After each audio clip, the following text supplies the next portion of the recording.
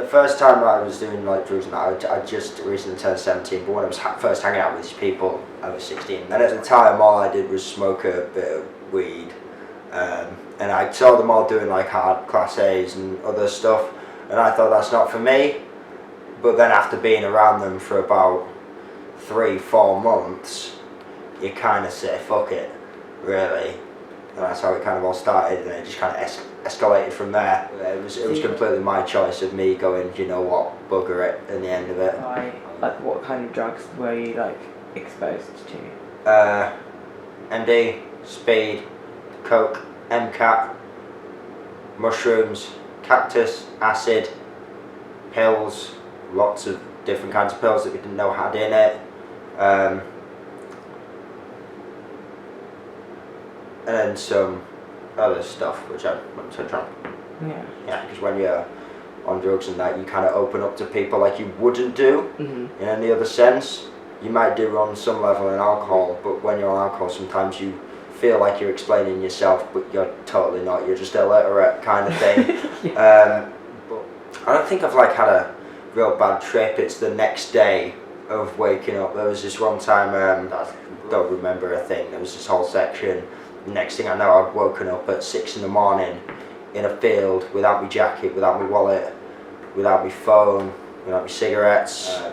But then I remember ringing the bank and saying, I've lost my card and stuff like that, and they said, okay, we're just going to go through some transactions with you. And there was an £8 transaction I don't remember taking out. Oh my God. From the state I was in, I bet I could have been led to a cash machine. I remember trading in a games controller just so you've got £10 extra to go buy something.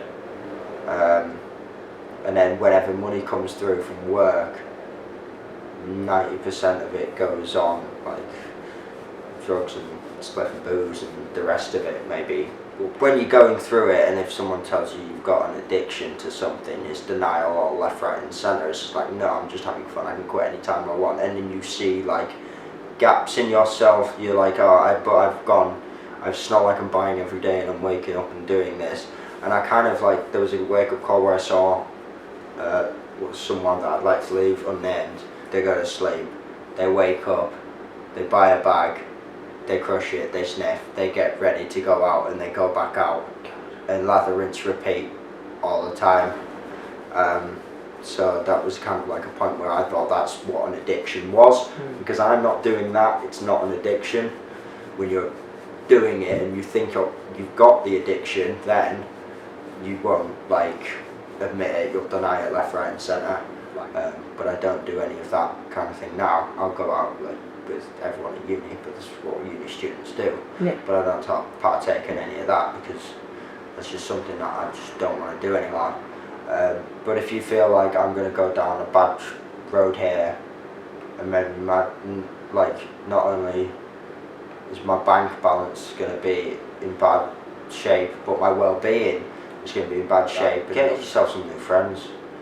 I know it may seem hard because it's like, oh, they're the only friends I've got right now, and that's what I felt like. I felt like I didn't want to leave these guys because that's all they are there for. If you take away that, you'll be surprised to find that you guys don't have a great deal in common. I've found new friends after it, and now I don't have to be under influences. I can just talk to these people and just have a friendship with them like friendships are supposed to be had. I don't need to be under anything now because I'm awesome, so who cares? I don't need no influences no more. I'm just great.